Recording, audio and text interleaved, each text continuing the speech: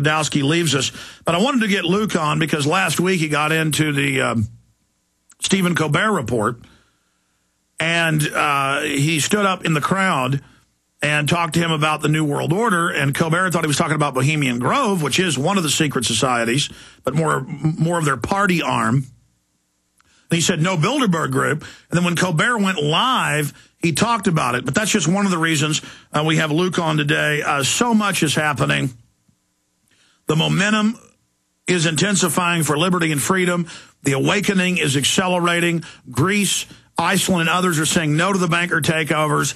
And that's why we know they're going to stage terror attacks, possibly even nuclear, as a pretext to bring in total police state control. And that's why this NLE 010, 2010 FEMA document is so important. Luke, your take on false flag terrorism on the 15th anniversary of Oklahoma City. I mean, it's been something that governments have been doing throughout history. It wouldn't surprise us if they would use it against people who are demanding righteousness and truth from our government and accountability. So we have to keep an eye on provocateurs. We have to keep an eye on all these false flags that are going on. At the same time, we have to resend our message saying we are against, violence, against provocateurs, and expose false flag attacks, because as soon as we expose 9/11, Oklahoma City, and the 93 World Trade Center bombings, the less likely chances there is of another false flag. The more we expose 9/11, the more chances we have of saving this republic and stopping another false flag from happening. Well, I mean, let's talk about just WeAreChange that you founded 2.5 years ago, hundreds of chapters around the world, because it is decentralized. It's just an idea. Be the change you want to see in the world. Be nonviolent. Absolutely. First they ignore you, then they laugh at you, then they attack you, then you win. But Luke, look at the false flags you've been through. In Truth Rising, we have the video of New York City police when you're protesting. We're losing your, we lost audio with Luke because everybody has to do these interviews on cell phones. He just came out of his college class. Luke is there, and the police come over, and they're protesting peacefully and legally, and they say, you've got a bomb in your bag.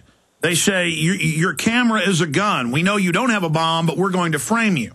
And they do this on video. And then we had the German Talus, this was in the New York Post and all over Fox News.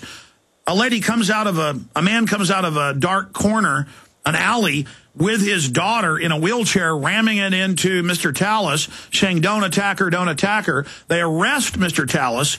They throw the book at him, try to get him to plea bargain. But then it came out that it was all staged in court, and the New York Post had to retract. So if they're going into tea parties dressed up like Nazis to discredit us, or anybody that wants to audit the Fed, if they're provocateuring and trying to say you have bombs, I mean, this is what they do on the local scale. But think about the international scale. Luke Rudkowski.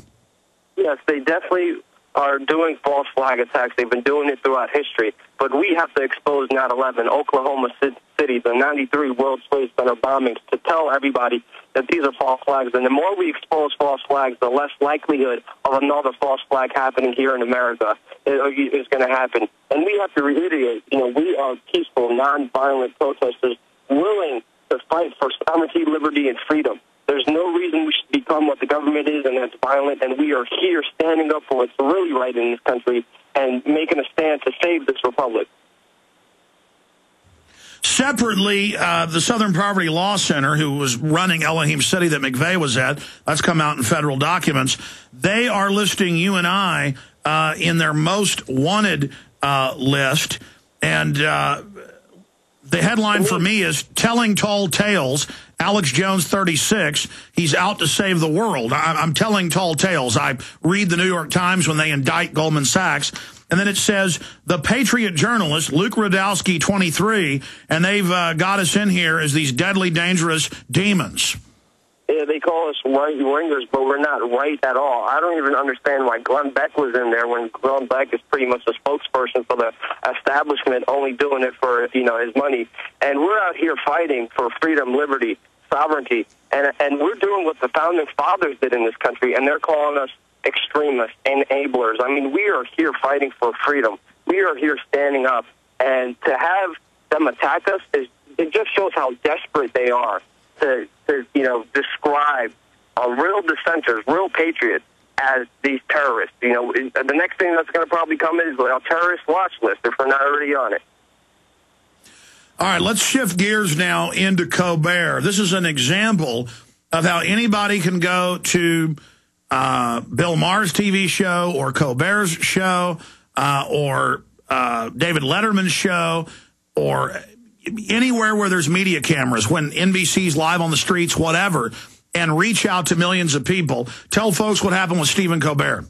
I mean, we went to the show before, and he does a little question and answer. So, I had my hand up. I talked to him. And the video that you guys see on YouTube is actually half of the conversation. They wouldn't let us film, so we filmed as much as we could of the conversation. We talked to him. And I'm telling you, I talked to other people in the mainstream media. I mean, chief editors of the New York Times, Brian Williams, Lou Dobbs, Paul Zahn, and so on and so on. And whenever we bring up Bilderberg, they hide and they run away from it. But Stephen, he said, yeah, he knows about it. He actually even talks about the Bohemian Grove, how billionaires, run around naked and worship stone owls. He even talked about that with us. And then he actually shouted out. When's the last time somebody in mainstream media ever brought up the Bilderberg Group? Well, he did it just a couple days ago to millions and millions of viewers. Many people who never heard of the subject will look it up, will Google it. It's a huge success for the InfoWar. And it's amazing seeing somebody from the mainstream actually get it and actually know what's going on and actually mention it on his TV show, because the issues we're talking about is serious. You get harassed, I get harassed, and all these other journalists who have the cojones to actually go after and talk about these elites. We are targeted. We are harassed. And to have somebody like Stephen Colbert just send out that message to millions of people, it's an amazing thing. Well, let's be clear.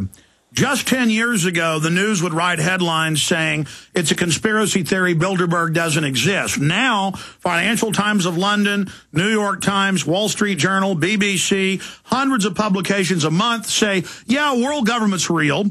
It needs to be authoritarian to save the planet, and we have been building it in secret, and it's a good thing. So they've gone from denying it existed to saying, yeah, it exists, but it's tyrannical for your own good. But then separately, the ADL and Southern Poverty Law Center will write articles saying you're dangerous and violent when you've never said that, just because you're saying, I don't want to be a global corporate slave. We're standing up for humanity right now. And how the Southern Poverty Law Center point their fingers at us. It just shows, one, that we're doing something right. Two, they're getting desperate. It's not going to work. We just have to stand for what's right, educate the people about false flags, educate the people about these secret societies that rule our lives in secret, that we as the people of this country, the people of this world even, deserve to know everything these people do. Everything described in the Invisible Empire, these people are responsible for, and we have to put a stop to it if you want to save this country. Absolutely, and I say this a lot, and I'll say it again. The denial is over. I'm here scanning over the Southern Poverty Law Center article demonizing us and others, and they just keep saying we're kooks that believe in a world government.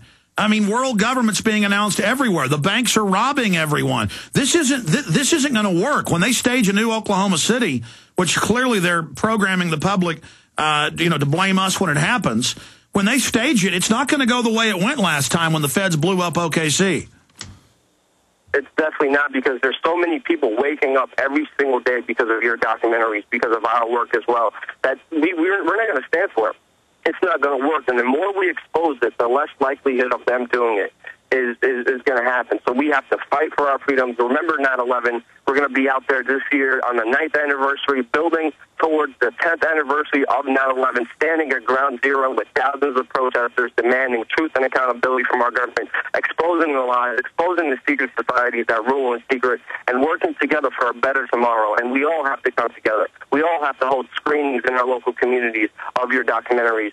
We did one here of Invisible Empire this Saturday, and it packed the house. And we're doing another one here in New York City with Police State 4 at 56 Walker Street this Saturday to educate the New York City residents and community here about the police state that's slowly destroying our country. And again, if people just take my films, and if they just make copies of them, and if they just hold public viewings, it'll pack out. You build it, they will come. Luke, look at you 3-4 years ago getting involved. Well, you founded WeAreChange 2.5, 3 years ago. And look at the effect you've had. Everyone can do that if they have the